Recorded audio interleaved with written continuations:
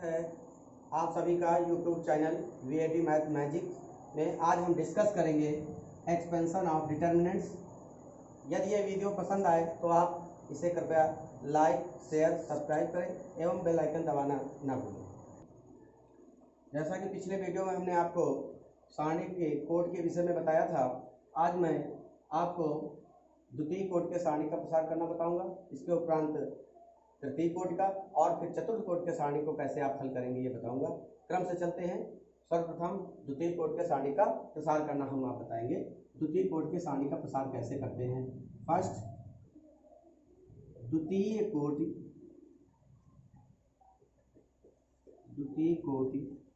की सारणी का प्रसार। द्वितीय कोड सारणी का प्रसार कैसे करते हैं। एक एग्जाम्पल लेते हैं द्वितीय कोड के सारणी का। अब उसके मैंने लिया ए बी सी डी। जिस सारणी में दो पंक्ति दो स्तंभ होते हैं वो द्वितीय कोड का सारणी होता है। कैसे प्रसार करेंगे, बहुत ही आसान है। हमने आपको बताया था पिछले वीडियो में प्रिंसिपल डायगोनल। हम जैसे सारणी को खींचते हैं तो ये लेफ्ट टू राइट, ये प्रिंसिपल डायगोनल होता है। ध्यान से देखिएगा, ये प्रिंसिपल डायगोनल है। इसका प्रसार कहते हैं प्रिंसिपल डायगोनल के अवयवों का गुणनफल माइनस सेकंड डायगोनल के अवयवों का गुणनफल। सदैव याद रखिएगा कि प्रिंसिपल डायगोनल में अवयव कौन कौन से आते हैं, ए और डी। ए डी का गुणा करेंगे तो क्या हो जाएगा, ए डी। बीच में माइनस सेकंड डायगोनल में अवयव कौन बचे हैं शेष, बी और सी बचे। बी और सी का मल्टीप्लाई करेंगे तो बी सी। यही हो गया आपका आंसर। इस तरह आप किसी द्वितीय सारणी का प्रसार कर सकते हैं। एक दूसरा एग्जाम्पल हम यहाँ दिखाते हैं आपको। हमने एक दूसरा एग्जाम्पल लिया 1 2 3 4 ये। तो द्वितीय कोड का सारणी को हल करने के लिए बस आपको इतना याद रखना होगा कि principal diagonal minus second diagonal. तो आप जानिए प्रिंसिपल डायगोनल के अवयव कौन कौन से हैं, 1 4। तो 1 और 4 का मल्टीप्लाई करेंगे तो कितना आएगा 4, माइनस सेकंड डायगोनल में 3 और 2 का मल्टीप्लाई करेंगे 6। आप सब्ट्रैक्ट करिए तो कितना आएगा -2। ये आंसर हो जाएगा। ध्यान देना है प्रिंसिपल डायगोनल, बाकी जो बचता है उसको हम सेकंड डायगोनल कह देते हैं। प्रिंसिपल डायगोनल का गुणनफल माइनस सेकंड डायगोनल का गुणनफल। आप हल कर लीजिए, आसानी से हो जाएगा। तीसरे एग्जांपल को हम देखते हैं। Suppose determinants 2 9 7 3। द्वितीय कोड के सारणी में दो पंक्ति दो स्तंभ होते हैं। कैसे करेंगे, सबसे पहले हमको याद होना चाहिए प्रिंसिपल डायगोनल। प्रिंसिपल डायगोनल में कौन कौन से अवयव आ रहे हैं, ये है हमने बना लिया। प्रिंसिपल डायगोनल में 3 और 2 आ रहे हैं। तो सदैव द्वितीय कोड के सारणी में इतना ध्यान देना, प्रिंसिपल डायगोनल के अवयवों का गुणनफल माइनस जो बचे हुए हैं सेकेंड डायगोनल के अवयवों का गुणनफल। तो प्रिंसिपल डायगोनल में आ रहा है 2 और 3 का मल्टीप्लाई करेंगे 6, माइनस तो अदर हैं सेकेंड डायगोनल में 9 और 7 का मल्टीप्लाई करेंगे कितना हो जाएगा 60। अब इसको आप सब्ट्रैक्ट कर लीजिए, जो आ जाए आपका आंसर हो जाएगा।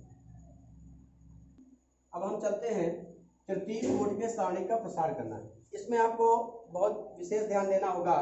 तृतीय कोड के सारणी में 3 पंक्ति और 3 स्तंभ होते हैं। इसके पहले आपको तृतीय कोड के सारणी में आपको सिंबल याद करना पड़ेगा।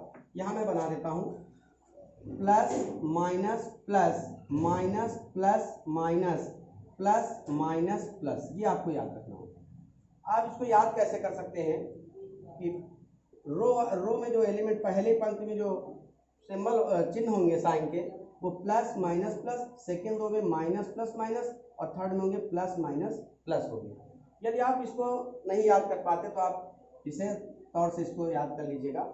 आप तृतीय कोड के सारणी में आप एक डिटरमिनेंट बनाइए और इसमें कितने एलिमेंट होते हैं तृतीय कोड में, 9 एलिमेंट। 9 एलिमेंट आप नंबरिंग कर दीजिए, रो की तरह से करिए या कॉलम की तरह से करिए।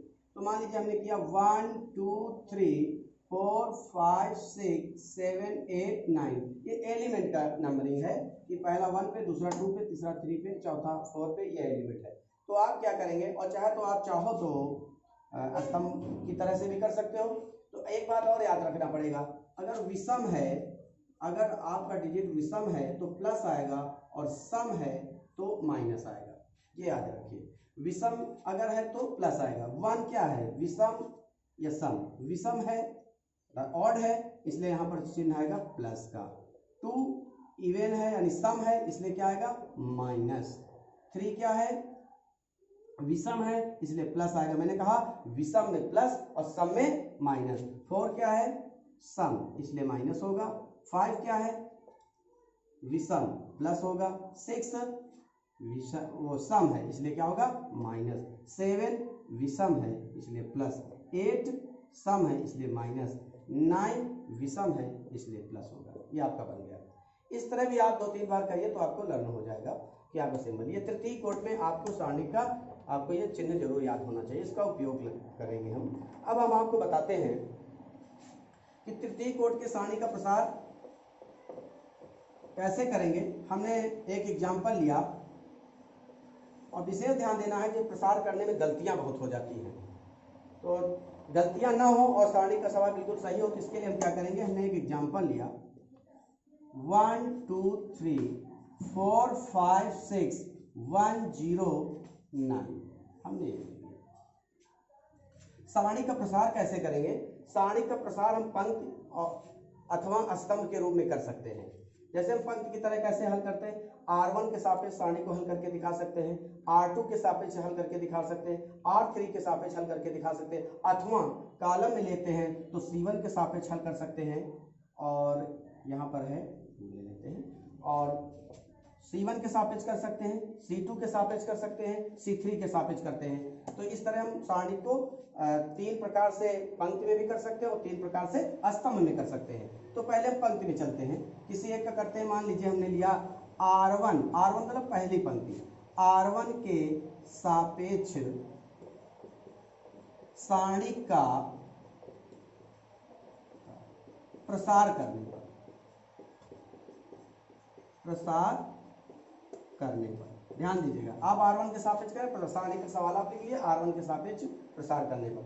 आप एक सिंबल बना लीजिए साइड में, plus minus plus minus plus minus plus minus plus. ये R1 के सापेक्ष करेंगे, जिसके सापेक्ष करना है उसके अवयव को आप क्लोज कर दीजिए, इस तरह बंद कर दीजिए। और इसके सिंबल कहाँ पे है R1 की, ये है। इस सिंबल के साथ अवयव को बाहर निकाल लीजिए। 1 को बाहर निकाल दिया, प्लस में है, प्लस में 2 का सिंबल माइनस, तो माइनस के साथ 2 निकल आया। 3 का सिंबल प्लस, प्लस के साथ निकल आया। ये कर लेंगे। जिसके सापेक्ष हम प्रसार करते हैं उसके अवयव को आप बाहर निकाल लीजिए। अब मान लीजिए सारणी से खत्म हो गया, यानी समाप्त हो गया, इसको आपने रिमूव कर दिया। अब इसके आगे आप सारणी बना दीजिए, जो अवयव आपने बाहर निकाले इनके आगे सारणी बना दीजिए। ये आपने रिमूव कर दिया। अब सारणी के अंदर क्या बचा जो दिखाई पड़ रहा। अब क्या है, R1 के सापेक्ष कर रहे हैं। अब बारी बारी से आप पेन उठाइए अपना और आप स्तंभ वाइज रख दीजिए, ऐसे रख दीजिए तो छिप गया। सारणी के अंदर क्या दिखा रहा, पहले स्तंभ में रखिए, रख दिया तो आपको क्या दिखाई रहा 5 6 0 9। यहाँ लिख देंगे 5 6 0 9। इसके बाद अपना पेन को बाहर करिए और आप सेकेंड कॉलम में रख दीजिए। अब आपको क्या दिखाई दे रहा 4 6 2 9 4 6 2 9।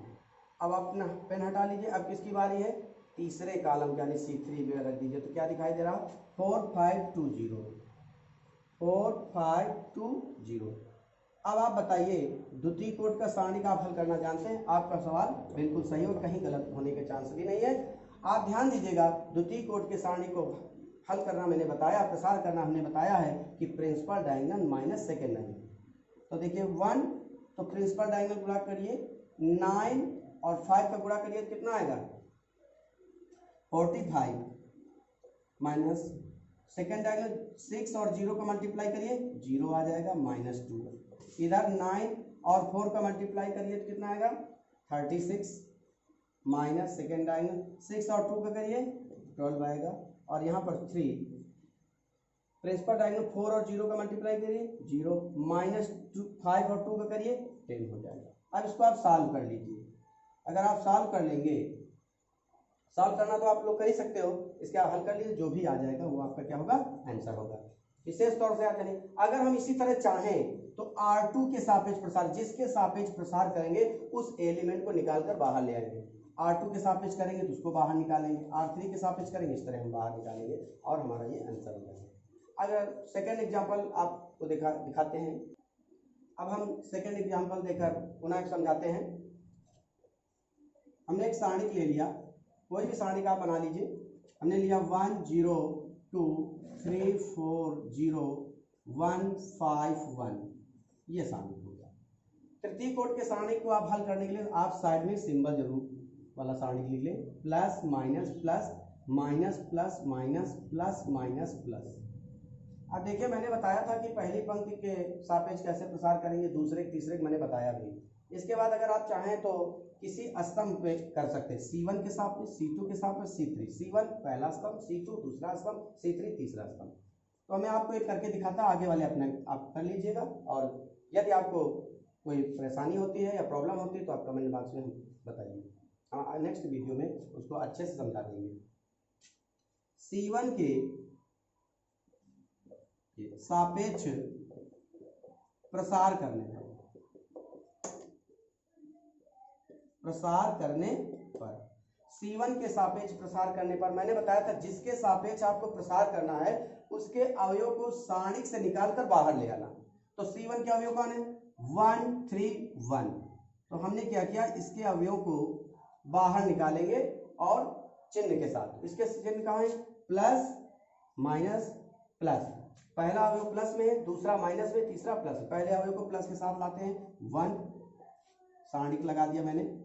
दूसरा निकालेंगे 3 माइनस लग जाएगा, आगे मैंने एक सारणिक का लगा दिया सिंबल। फिर निकाला मैंने 1 का है में प्लस, तो प्लस 1 लिख दिया, आगे मैंने एक सारणिक का सिंबल बना दिया। ये आप तैयार कर लीजिए तो आपका सारणिक कभी भी गलत नहीं होगा। आप कहीं भी प्रसार करिए, आपका प्रसार कभी भी रॉन्ग नहीं हो सकता है। जिसको हमको प्रसार करना हो तो हमने बाहर निकाल लिया 1 3 1 प्लस के साथ। अब क्या करेंगे, यदि हम पंक्ति के सापेक्ष प्रसार करते हैं तो स्तंभ को छिपाते हैं, अगर स्तंभ के सापेक्ष करते हैं तो पंक्ति को छिपाते हैं। तो ये मान लीजिए सारणिक से बाहर निकल गया, अब ये नहीं रहा। अब आप पेन उठाइए और पहली पंक्ति के ऊपर रख दीजिए। आपको सारणी में जो दिखाई पड़ा वैसे ही लिख दीजिए। हमको दिखाई पड़ा 4051, तो हमने लिख दिया 4051 लिख दिया। अब अपने पेन को वहीं से हटा लीजिए, अब दूसरी पंक्ति में रख दीजिए। अब आपको क्या दिखाई पड़ रहा, 2051, ये हो गया 0251। अब अपने पेन को हटाइए और तीसरी पंक्ति में रख दीजिए, तो आपको क्या दिखाई पड़ रहा है, 0240 0240। अब द्वितीय कोटि का सारणिक हल करना आप जानते हैं, फिलहाल मैं बता देता हूं क्या होता है। Principal diagonal minus second. Principal diagonal का भी कौन, 4 और 1 का मल्टीप्लाई करिए, 4 माइनस सेकंड डायगोनल 0 और 5 का मल्टीप्लाई करेंगे 0 माइनस 3। यहाँ पर करेंगे 0 और 1 का करेंगे 0, पहले प्रिंसिपल डायगोनल का गुणा करते हैं 0 माइनस 5 और 2 का मल्टीप्लाई करेंगे तो 10 प्लस 1 इन द ब्रैकेट 0 0 का मल्टीप्लाई करेंगे 0 और माइनस 2 और 4 का करेंगे तो 8 हो जाएगा। हल कर लीजिए, यहाँ 4 को 1 से मल्टीप्लाई करेंगे 4 और माइनस 10 और माइनस 3 का मल्टीप्लाई करेंगे माइनस माइनस प्लस और ये हो जाएगा 30 और माइनस 8 और 1 का करेंगे तो माइनस 8 हो जाएगा। ये हो जाएगा 4 प्लस 30 में 8 चले जाएंगे 22 हो जाएंगे और 22 यहाँ लिख देते हैं, तो 4 और 22 कितना हो जाएगा 26, जो आपका ये आंसर हो जाएगा। इस तरह सारणी का प्रसार करेंगे, 4 plus 22 equal to 26, this is answer. Example हम देखते हैं। तीसरे एग्जाम्पल है, मैंने डिटरमिनेंट लिया 201 512 345। आपको सदैव तृतीय कोटि के सारणी का प्रसार करने से पहले आपको सिंबल आना चाहिए, plus minus plus minus plus minus plus minus plus. आप 3-4 बार पढ़ेंगे तो आपको ऐसे ही याद हो जाएगा।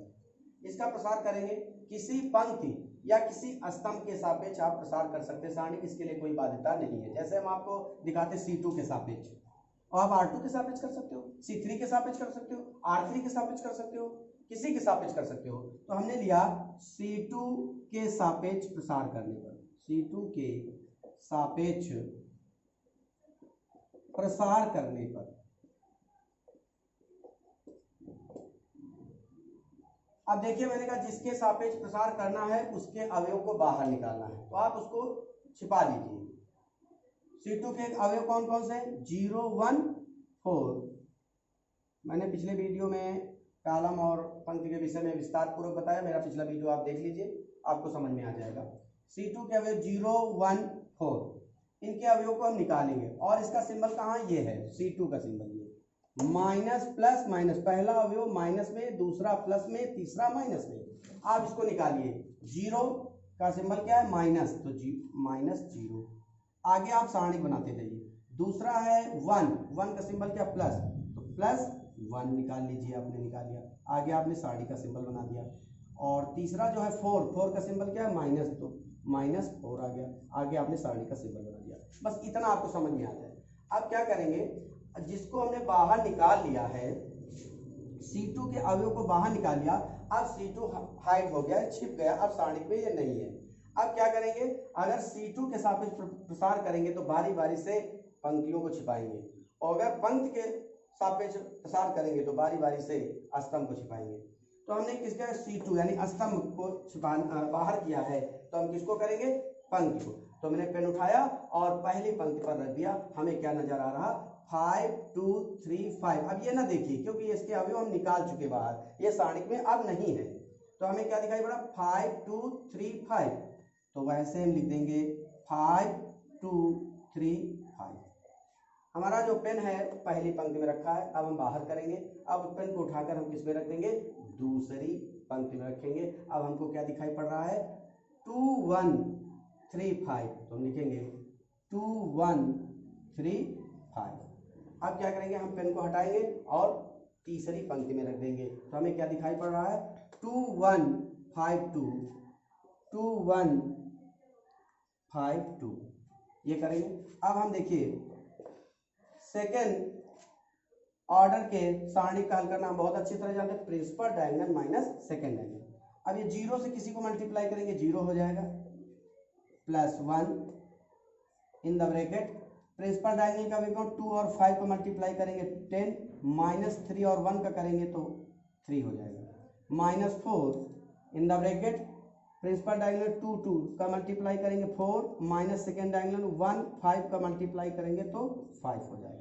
अब हम हल कर लेंगे तो 0 प्लस 10 में माइनस 3 सब्ट्रैक्ट करिए तो कितना आएगा, 7, 7 को 1 से मल्टीप्लाई करेंगे तो 7 आ जाएगा। और 4 और माइनस 5 को सब्ट्रैक्ट करेंगे तो माइनस 1, तो माइनस माइनस प्लस, और ये आ जाएगा 4। यहाँ पर 7 प्लस 4 को ऐड करेंगे तो आ जाएगा 11। This is answer. यह सारणी का प्रसार करना। इस वीडियो में हमने आपको सारणी का प्रसार करना बताया है। अगले वीडियो में हम आपको प्रॉपर्टीज ऑफ डिटरमिनेंट्स के विषय में बताएंगे। तब तक के लिए धन्यवाद।